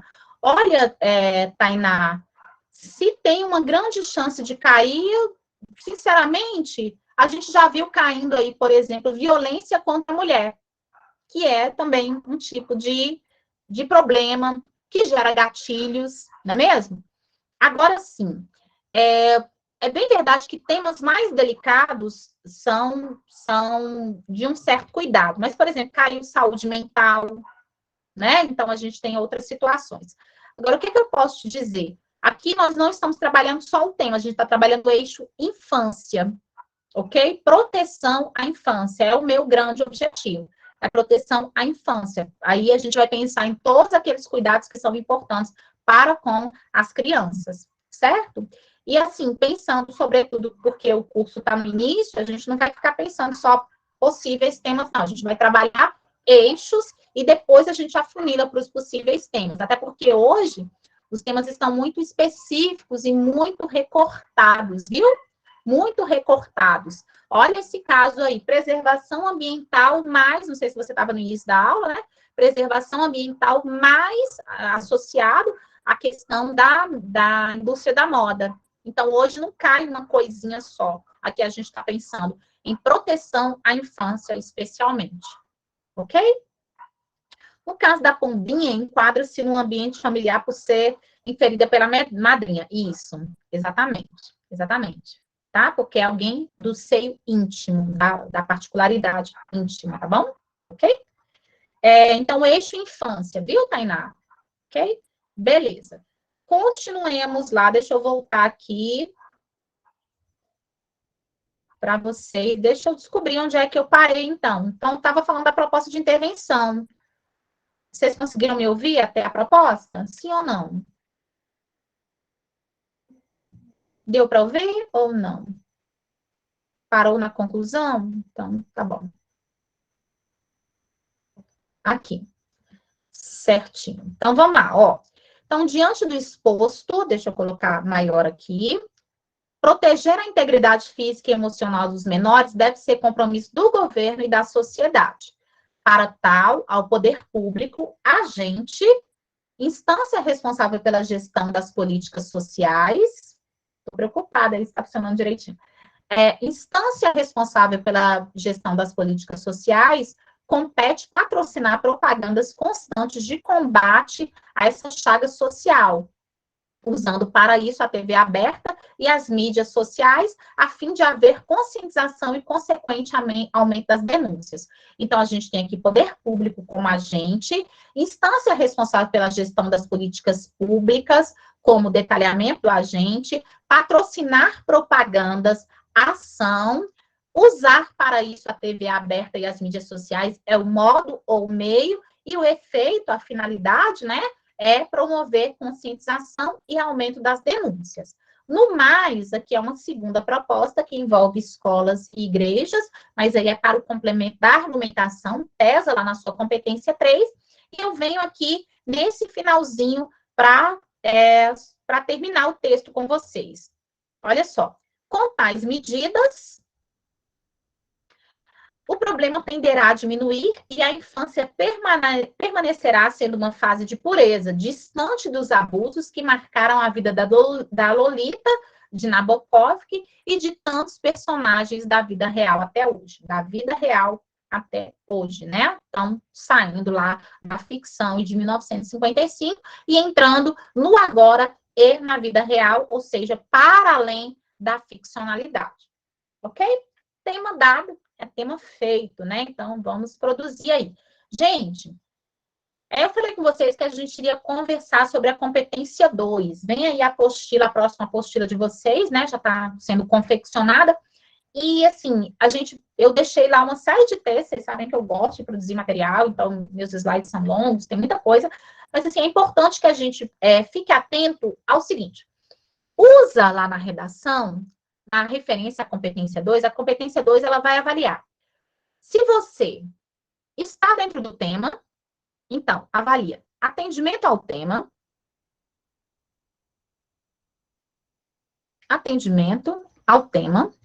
tá? Então, verifica isso. Verifica também a estrutura da dissertação, estrutura dissertativa. Tem tudo isso aí na apostila 1 de vocês. Verifica a estrutura dissertativa e também verifica a referência a outras áreas, certo? Referência. Essas referências, elas, na verdade, dentro do texto, referências socioculturais, repertórios socioculturais. Bem, essas referências, elas só têm que acontecer, na verdade, uma vez no texto, de acordo, escute, de acordo com o que diz o manual do corretor, né, com o que eles ensinam a gente a avaliar. Porém, quando a gente vem para cá para dar a aula, porque o corretor mesmo do Enem, ele não está dando curso de redação, né? Ele não pode. Ele coloca um monte de gente que está na equipe dele, muitas vezes, para ir lá ser o corretor, para ter acesso aos materiais, às discussões e tal, mas ele não pode estar à frente. Porque, lógico, é tendencioso, né? Tende a privilegiar os alunos que estão ali. O que acontece? Dentro das referências, na verdade, você só tem que citar uma referência, tá? Uma referência, uma boa referência. Bem, isso seria o básico dentro lá do que diz o manual. Porém, assim, lá não chega a enumerar e dizer assim, ó, 4 referências são exaustivas, é demais, uma referência é pouco, 2 referências é o ideal, não é isso. Só fala assim sobre trazer referência, preciso trazer referência. É melhor dizer assim, em vez de dizer um. É melhor trazer, tem que trazer referência. O candidato tem que trazer referência a outra área. Porém, na própria descrição da competência 2, fala sobre várias áreas do conhecimento, tá? E também, quando a gente olha para os textos nota 1000, nós vamos ver uma série de textos que têm referência da introdução até o desenvolvimento 2. O que não costuma ser produtivo? Referência histórica, filosófica, literária, qualquer que seja lá na proposta de intervenção. Até porque o parágrafo final já tem coisa demais para fazer, vamos falar a verdade.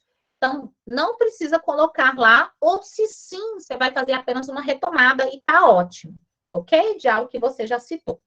Bem, as referências, elas têm que estar dentro da sua área de conforto, guardadas as devidas proporções. Como assim? Poxa, eu, Daniele, por exemplo, gosto muito de literatura. Então, se você domina a literatura, traga a literatura para dentro do seu texto. Daniele, eu aprendi a fazer uma referência citando o poema do Carlos Drummond de Andrade. A gente tem casos assim, citando José. E agora, José?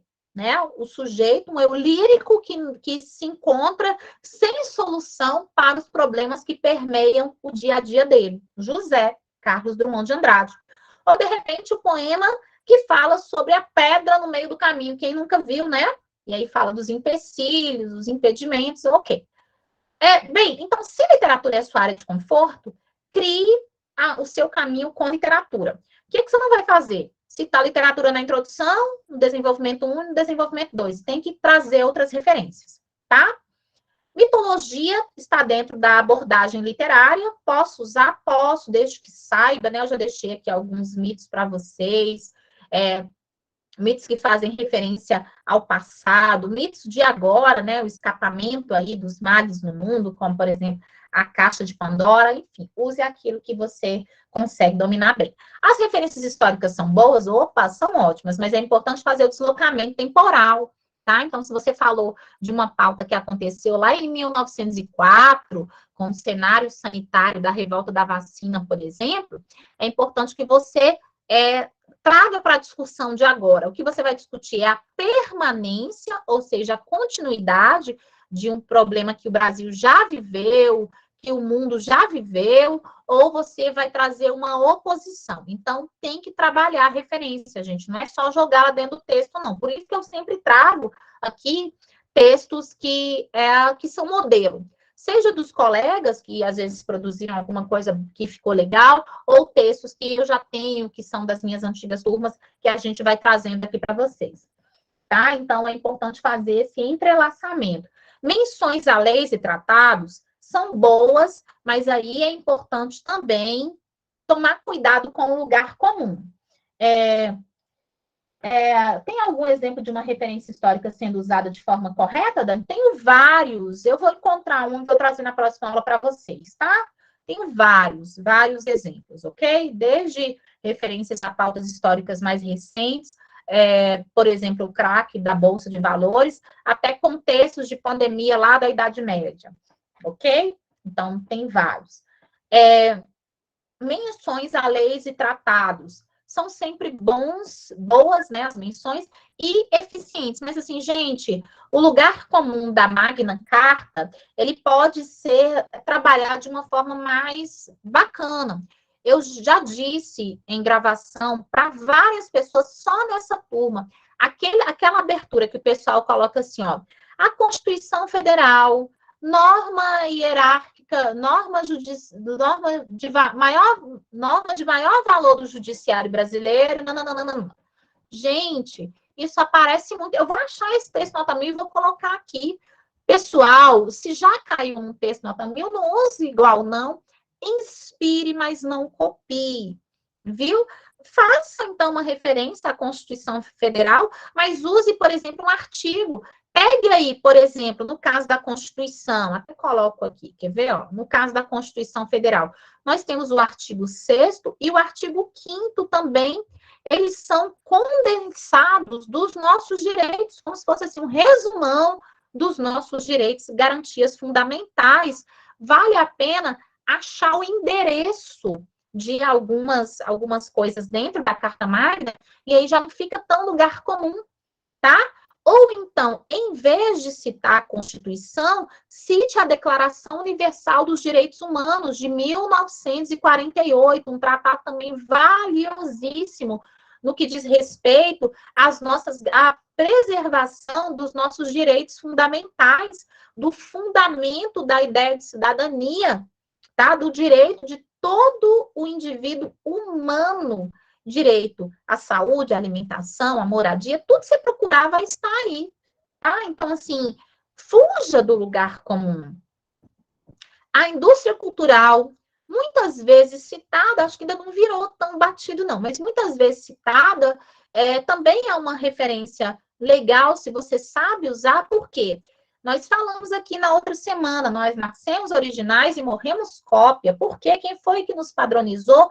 a indústria cultural, esse modelo massificado de vida, de nos impulsionar ao consumo, vale a pena citar também, vale a pena dar um Google aí, conhecer um pouco mais, vale a pena olhar no livro de história também, tá? Então, é por isso que a gente fala assim, não existe referência ruim.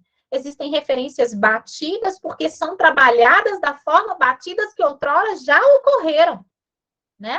Então, se vocês souberem trazer, funciona. Mas o bom é criar os caminhos de vocês, conforme aquilo que vocês sabem discutir. Bem, a música popular brasileira também é uma boa? Sim, também é uma boa, uma excelente referência. Aí é o seguinte, ó, eu estou falando de música popular brasileira. Eu não estou falando de Valesca Popozuda, não estou falando de Camaro Amarelo, já vi um texto maravilhoso com o Camaro Amarelo, viu? Sobre a elitização do automóvel. Excelente. Mas essas sacadas mais originais, assim, são até mais difíceis. O que vai muito bem quando a gente está falando de música popular brasileira? Poxa vida, por exemplo, vou citar só um nome aqui, ó, Chico Buarque. Chico Buarque. Você vai falar sobre, por exemplo, a questão do feminino, Mulheres de Atenas, muito bom. Vai falar sobre a marginalização da infância, você pode citar Meu Guri, do Chico Buarque. Dani, não conhece, então não cita. Mas você conhece o Rapa? Você conhece os Racionais MCs? Então, se conhece, traga boas referências. Cuidado, não coloque MC Kevinho, não, tá? Assim, sertanejo universitário. Gente, quanto mais popularesco o referencial for, mais você vai ter trabalho para sofisticá-lo, tá bom? Dani, você recomenda que façamos um modelo próprio de redação ou que tentemos inovar cada tema visando a originalidade?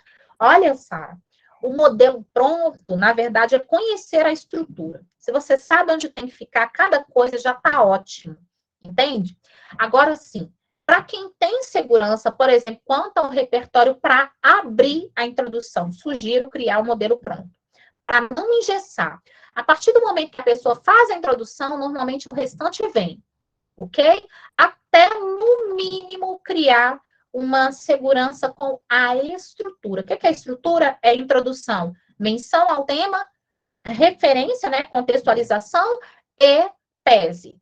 Argumentação, apresenta, explica, embasa, conclui. Apresenta, explica, embasa, conclui. E final, elemento coesivo, apresentação de que medidas serão elencadas e, a partir daí, fazer uma enumeração dos elementos da proposta de intervenção.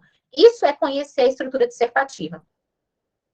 Na ausência de dominar isso muito bem, ou de haver alguma insegurança, se joga num modelo pronto, flexível, ok? Ou seja, use bastante mas esteja pronto para um plano B, caso seja necessário.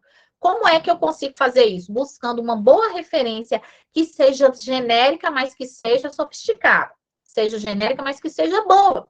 Por exemplo, se você quer uma abordagem mais genérica, ache uma boa da literatura. Cite Os Miseráveis, gente, como uma retratação de muitos problemas sociais e ainda associa a Revolução Francesa. Já tá bom, já vai dar para um monte de coisa e ninguém fez isso ainda. Entende? Crie o seu junto com um bom profissional. Mas não copia da internet, não. Um bom profissional, eu estou me incluindo, e muitos outros bons colegas, tá? Porque às vezes te atende de uma forma particular. Mas, assim, não pega de internet, não, tá? É indicar colocar na citação algo mais brasileiro, tipo os livros, músicas, filmes feitos no Brasil? Olha, Mel, a queda de nota devido a esses modelos, Sara, tá uma caça às bruxas nesse sentido de modelo pronto, viu? Todos os corretores têm falado do ranço que tem havido no sentido assim, de que não há processo de autoria. Gente, até 2017 não havia a palavra autoria lá na grade de correção. Então, isso é algo recente. Por quê? Porque, infelizmente, os textos têm sido pouco originais. A estrutura não dá para mexer muito, não, mas as referências dá sim, gente, dá para mexer nelas. O que acontece? Se é indicado, eu vou te falar o seguinte, Mel, o corretor do seu texto é um profissional de letras. Então, assim, ele normalmente, por formação, ele lê um bocadinho. Ou ele já leu, embora tem... Ai, meu Deus, tem cada corretor horroroso, mas, assim, de modo geral, a gente espera que ele tenha um bom repertório. Ele é um conhecedor e um apreciador da nossa literatura. Então, eu vou te falar aqui, tirando por mim e por alguns colegas, boas referências à literatura nacional são melhores que referências, por exemplo, muito amplas à literatura internacional, que ninguém leu, né? E que o pessoal vem citando, fazendo de conta que leu e não leu coisa nenhuma. Então, boas referências à nossa literatura, eu acho que é mais interessante, são mais interessantes, ok? Aí, assim, também toma cuidado para não levar isso a ferro e fogo. Não significa que você não possa citar lá, sei lá, o livro estrangeiro extraordinário, que eu não li, só vi o filme. Mas, de repente, se você lê o livro e sabe citar, tudo é saber fazer. Tá valendo, viu? Obras fílmicas, prefira as clássicas, ok? Por exemplo, Sociedade dos Poetas Mortos. Quem não viu ainda esse filme, por favor, faz favor de ler, de assistir a esse filme. Quanto às citações... Ah, tá, deixa eu voltar aqui em um slide. Tá, para memorizar, você precisa saber o que é o conceito de cidadania mutilada do Milton Santos. Você vai receber o escrito aí, mas já vou te falando. Olha, cidadania mutilada fica ótimo para dar uma sofisticada na referência à Carta Magna. Quando a Carta Magna, o contrato social também, tá bom? John Locke. Quando você diz que o governo não cumpre o seu papel, ou que a Carta Magna não é cumprida, você pode dizer que, então, a cidadania dos indivíduos é mutilada. Que conceito é esse do Milton Santos? Milton Santos diz que só é cidadão no Brasil aquele que tem os seus direitos e deveres devidamente alcançados, cumpridos. Mas que quando esses direitos não se concretizam, a cidadania ela não é plena, ela é mutilada. Então, se você já citou a Carta Magna, diga então que quando a Carta Magna não é cumprida, tem-se o que Milton Santos chama de cidadania mutilada. Haja vista, né? Então, você explica que tal garantia assim, assado, não é efetivada. O cidadão de papel é basicamente a mesma coisa. O Gilberto de Menstein, ele vai discutir que nós somos cidadãos plenos, de fato, somente no papel, na letra da lei, mas que no acontecimento, no fato cotidiano, a gente não encarna, né? A gente não consegue vivenciar os direitos que a letra magna diz que nós temos. Então, nós somos cidadãos apenas de papel. E aqui também, dentro desse conceito, gente, cabe a noção de que também os indivíduos pouco conhecem os seus direitos. Os direitos estão restritos ao papel, estão restritos a uma lei que está distante da vivência diária e do conhecimento cidadão para que ele possa requerer o cumprimento das garantias. Isso também é importante. Teoria do hábitos, do Pierre Bourdieu. Esse francês aí, ele vai falar que nós, como sociedade, nós nos habituamos muito a fatores, a problemas que estão na sociedade e deixamos de reagir criticamente a esse problema. Então, esse hábitos é escrito assim mesmo. Essa teoria do hábitos, então, faz referência ao fato de que no cotidiano os problemas ficam no tecido social com tamanha, de uma forma tão cotidiana, que eles estão no cotidiano das pessoas de forma que as pessoas, a sociedade deixa de pensar e de reagir criticamente a eles. Nós nos habituamos às problemáticas e nos tornamos passivos diante delas. O mito da caverna, de Platão, citei aqui outro dia. O mito da caverna é uma boa referência e, assim, embora comum, não aparece tanto, né? O mito da caverna, Platão vai falar, vai discutir sobre o quanto que nós temos a nossa percepção ainda muito sob cortinas. A nossa percepção da vida e da realidade está muito ainda condicionada às nossas vivências, aos nossos circuitos culturais, inclusive sempre no sentido negativo, né? Então, nós nos fechamos, nós acabamos não tendo uma percepção mais aberta, menos preconceituosa, mais aberta ao novo. Então, nós estamos presos dentro das nossas cavernas. É sobre isso que ele fala. Semana passada eu falei aqui sobre algumas citações, e hoje a Atitude Blasé é um bom repertório. Sim, acho que foi até você quem citou no texto dessa semana, né? Eu não conheço esse repertório a fundo, eu sei o que vocês citam lá e acho coerente dentro da discussão de vocês, mas assim, é um repertório que eu não domino, por isso não o aprofundo aqui, viu, sabe? Bora encontro nos textos de vocês e vejo que é nesse sentido aí, mais ou menos, da teoria do hábitos, não é isso? É bem próximo da teoria do hábitos. As pessoas se acostumam aos problemas da sociedade. Mas assim, é um repertório que, embora eu conheça dos textos de vocês, eu não domino. Essa teoria do hábitos é tipo uma banalização. Isso, bem próximo. A Hannah Arendt, no entanto, a gente não pode tirá-la do contexto dela, viu, Cá? A Hannah Arendt, ela fala da banalização do mal frente a problemas associados à própria questão da perseguição dos judeus. A banalização do mal que a gente pode associar à teoria do hábitos é esse mal cotidiano menos ofensivo. É a corrupção de todo dia, sabe? É a negação a direitos de todo dia. A banalização do mal da Hannah Arendt é um pouco mais profunda, porque ela está falando ali de um cenário, né, antissemita mesmo, que é muito mais denso. Então, a gente pode pensar na banalização do mal, mas associada a pautas, por exemplo, a um racismo que leva a uma situação de negação de direitos muito extrema, a banalização do mal que se associa à violência que mata as mulheres. Então, é como se a teoria do ato está dentro de um banal mais banal ainda. Tá? Nesse sentido de que a gente não olha para ele com a gravidade que ele tem, mas é uma coisa mais cotidiana, mais ali de todo dia, mais frequente no dia a dia. Não sei se eu consigo me fazer explicar, mas é como se o da Hannah Arendt fosse mais severo, tá? Bem, algumas citações aqui que são fora da caixa. Aqui o George Orwell, que é o autor aí de 1984, A Revolução dos Bichos, ele diz assim: o homem é tão bom quanto o seu desenvolvimento tecnológico permite ser. Perdão. Aqui, então, tem toda uma relação de que o desenvolvimento tecnológico pode roubar o conceito de humanidade, né? Então, de repente, em alguns contextos, isso caiba muito bem, é uma boa frase. A civilização não suprime, não acaba com a barbaridade, aperfeiçoa.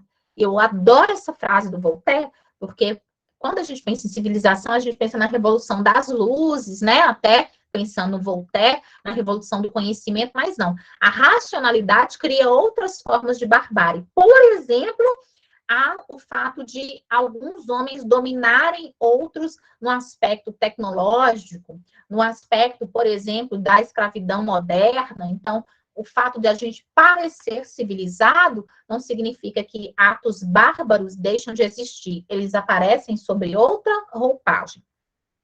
Todo ponto de vista é a vista de um ponto. Quem me conhece gosta e sabe que eu vou repetir essa frase. O Leonardo Boff fala isso, né? Todo ponto de vista é a vista de um ponto, quer dizer, cada ser humano observa e entende as coisas do ponto de vista onde ele foi criado. Então, por exemplo, é uma representação do mito da caverna, isso daqui. Né? Os que estão de dentro da caverna veem a realidade sobre um ponto de vista, o que sai já consegue enxergar uma perspectiva mais ampla. Então, cada ponto de vista é a vista de um ponto. Você, como pré-universitário, enxerga a vida, a perspectiva do mercado de trabalho sob um ponto de vista. O indivíduo que não tem o vestibular como anseio, ele enxerga talvez sobre um outro ângulo. Então, cada ponto de vista é a vista de um ponto, de um lugar social, de uma formação cultural, da família que a gente vem, e por aí vai.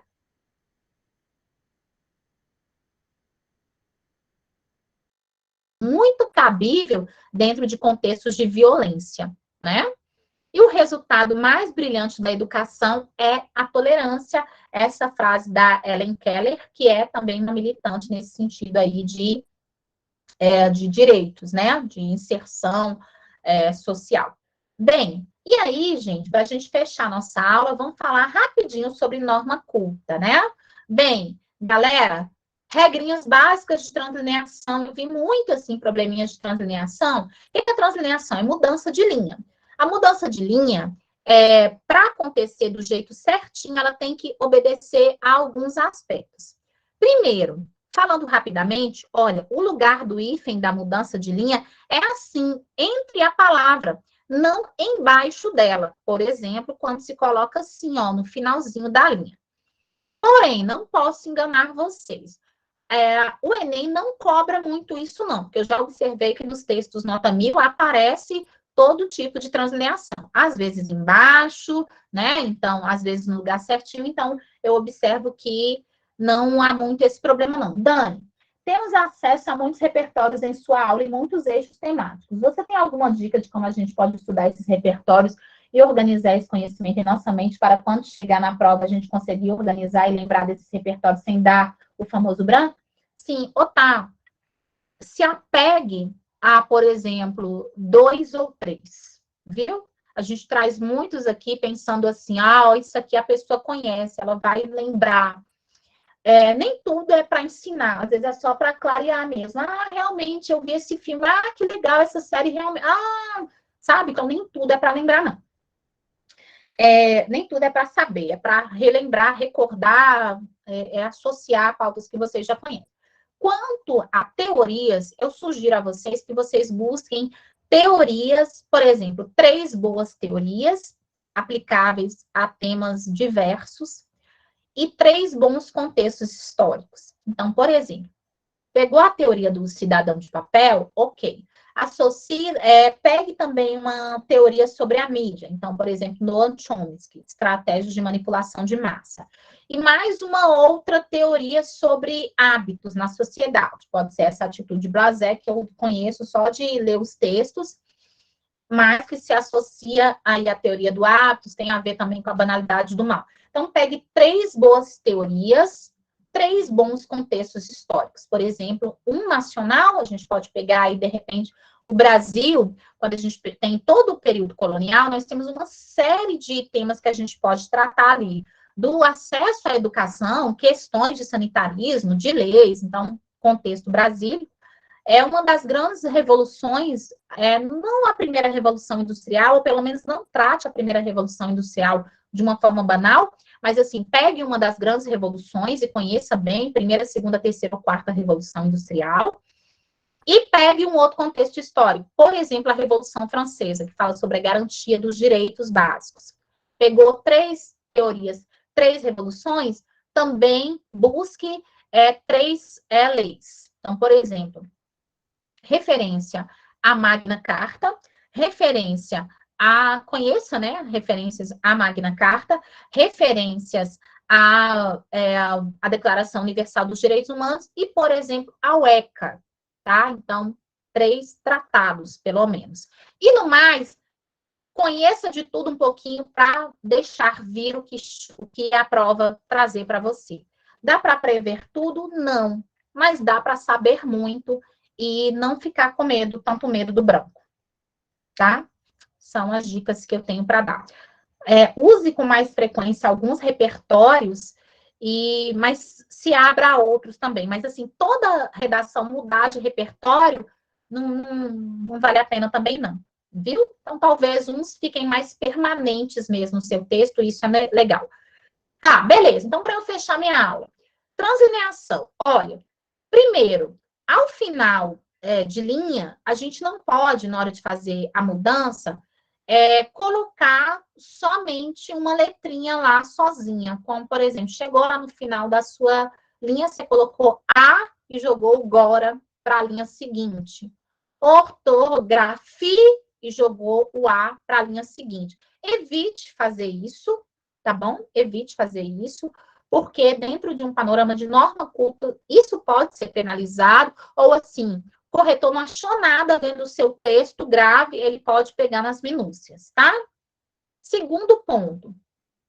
No final de linha, ou até no início da linha seguinte, a gente tem que evitar que a palavra, ao ser partida, ela gere um novo termo que vai produzir estranheza dentro da escrita. Por exemplo, ó, prese, aí o que ficou depois forma uma palavra que tem sentido sozinha, dente. Entendem? Ele, ó, aqui é um pronome, fante. Falavam. Tá vendo que acaba criando uma palavra que é estranha ao contexto, tá? Cria uma partição que não fica legal, tá? Então, isso também, por exemplo, em concursos, isso daqui é bem observado. Proposto, tá vendo?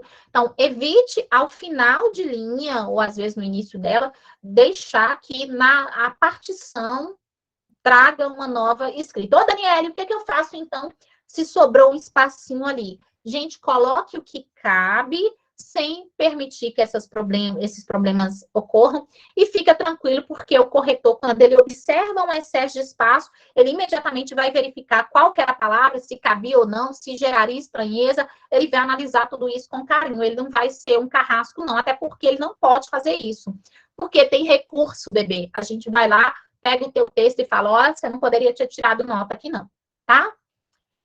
Na transligação de palavras com hífen, isso aqui eu tenho falado bastante, né? Palavras com hífen, se a partição coincide com o final de um dos elementos, a gente tem que repetir. Por exemplo, hoje é terça-feira, então, por exemplo, eu venho aqui terça, finalzinho de linha, coloco aqui o hífen, e lá do outro lado, onde eu preciso começar, eu tenho que colocar o hífen de novo.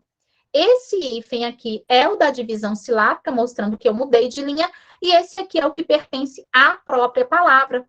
Então, é importante tomar cuidado com essas pequenas escorregadelas de escrita que mancham seu texto. Aproveitando, quando a gente fala sobre manchar o texto, galera, tem texto aí que tirou 1000, que é verdade. Tem 8 rasuras. É verdade, tá aí. Né? Tá na mídia aí, você pode procurar lá dentro daquela cartilha do Lucas Felp. Caraca, é verdade, mas deixa eu te falar uma coisa. Não é porque o texto A ou B tirou 1000, deixa eu descartar aqui, que você, queridinho, vai se permitir deixar o seu texto todo manchado, tá bom? Então, assim, por segurança, gente, preza pela excelência do seu texto, viu? Vai fazer o simulado essa semana. Ah, eu errei, o que eu faço? Passa só um traço em cima da palavra, não precisa colocar entre parênteses, embora se colocar, não é penalizado, porque já foi muito usado assim, não é penalizado. O manual do corretor cita isso, tá bom? Que existem essas formas de marcação, mas, por favor, não rasure, não fique insistindo na caneta, tá bom? Para que o texto ele saia o mais limpo possível. Eu vou te falar como corretora. Quando o texto ele está muito bom, a gente vai procurar problema quando é em processo. Porque tem processo que fala assim, ó, seja rígido. Já trabalhei em banca de correção e assim. E tem processos que não. A ideia é, a gente quer que o aluno venha. Então, assim, seja maleável. O Enem, ele vai te dar nota.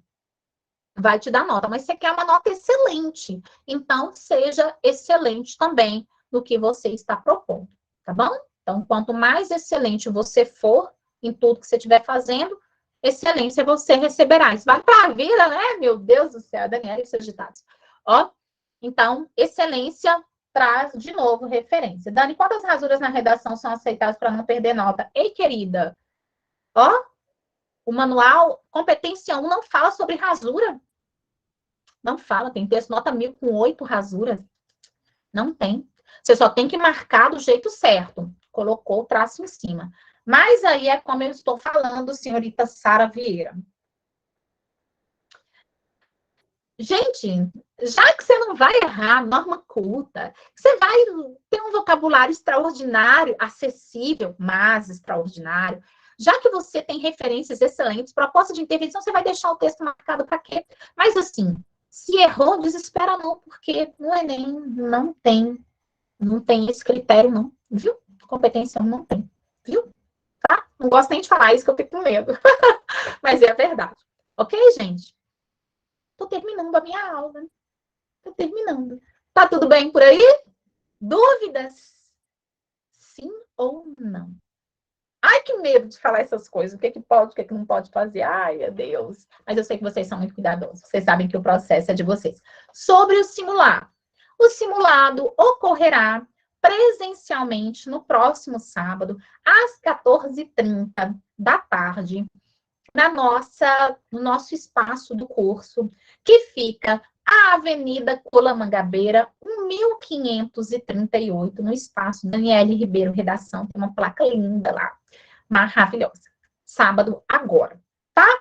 E aí, será a partir das 2h30, 1h30 de produção, mas assim, é o tempo máximo. Por favor, terminem antes, para eu ficar bem orgulhosinha de vocês. E para o pessoal que for fazer online, mesmo sendo da cidade ou que é de outro lugar, o simulado vai ficar aberto na plataforma, mas com hora para fechar, tá bom? Então, ele abrirá às 14h30, ainda bem que essa plataforma agora me permite fazer isso. Ano passado, não sei se vocês se lembram, não podia, ficava aberto o dia inteiro. Então, vai abrir às 14h30 e vai fechar após 1h30. E, gente, sem choro nem vela, eu não vou receber o texto do simulado fora desse horário. Ah, Dani, mas eu não posso. Então, que pena, bebê, você vai ficar sem fazer o simulado, você vai fazer a proposta da semana, tá? Ok? Viu? Para quem não é da turma, quanto será o simulado? Ai, gente, acho que é R$20. Acho que é R$20, tá bom? Divulguem aí, tá bom? Nós aceitamos o pessoal vir fazer simulado conosco, prometemos tratar bem, viu? E sou eu quem vai corrigir, então quem não me conhece vai conhecer a minha linha dura, né? Eu sou pesadinha na caneta. Com vocês eu tenho sido generosa, mentira. É que assim, a gente não pode tirar onde tem que entregar a nota mesmo. No caso, vai ser a redação e a prova de português estilo Enem. Sara, você sabe que a próxima eu quero, além de aplicar a redação, nesse é só a redação. Eu quero sim trazer a prova de português, mas eu quero ter um momento, é porque eu não consigo me organizar agora. Eu quero ter um momento para corrigir, fazer tipo um aulão para a gente corrigir. Já conversei isso com Samara, vamos ver se a gente consegue fazer isso, tá bom? Aí eu chamo os coleguinhas amigos, a gente dá aquele aulão de linguagens, assim, acho que vocês vão gostar, viu? Mas para isso é só a redação por enquanto, ok? Ó, gente, mais alguma dúvida? Mais alguma coisa? Sim ou não? Se não, beijos, meus queridos. Vocês sabem que eu estou a um clique aí de WhatsApp. Podem me procurar. Quem não tem o meu WhatsApp pessoal, vou deixar aqui, mas não me perturba, não. Se você puder não me perturbar, dó, vocês nem me perturbam, mas eu tô falando assim, se precisar de mim, pode me chamar aí. Esse aí é o meu pessoal. Mas se puder também aguardar, passar o final de semana, a gente agradece, porque essa turma da segunda-feira ficou pesada para mim só por causa do domingo, né? Mas era o tempo que tinha, então tá tudo bem, vocês são muito maravilhosos, tá? É porque às vezes eu tenho que começar tudo no domingo, senão eu não dou conta. Gente, e a nossa turma tá crescendo, graças a Deus, né? Tem um monte de gente. Quem quiser ainda vir, eu não sei se o Luiz estava conosco na nossa turma modular, que a gente organizou por módulo, que foi o seguinte, acho que as minhas de Nova Esperança estavam. A cada mês, a gente recebia, a cada rodada de 4, 5 aulas, a gente recebia novos alunos. Então, quem quisesse ir chegando para a gente por módulo, nós fizemos assim, foi um sucesso. Eu lembro que eu até abri um módulo extra, que o Enem jogou a prova para janeiro, a gente acertou o tema da redação, né? Foi ótimo e tal. Foi de saúde mental. Agora sim, gente, para esse curso não, ele é fechado, mas se tiver gente querendo entrar aí, a gente negocia. Tem uma colega minha que falou que, gente, eu adoraria receber mais gente aqui, tá? Ó, beijo para vocês, uma boa noite, fiquem com Deus e até semana que vem, se Deus nos permitir, viu? Tô parando a gravação aqui. Até breve, pessoal. Até semana que vem, se Deus quiser. Tchau, tchau. Boa noite.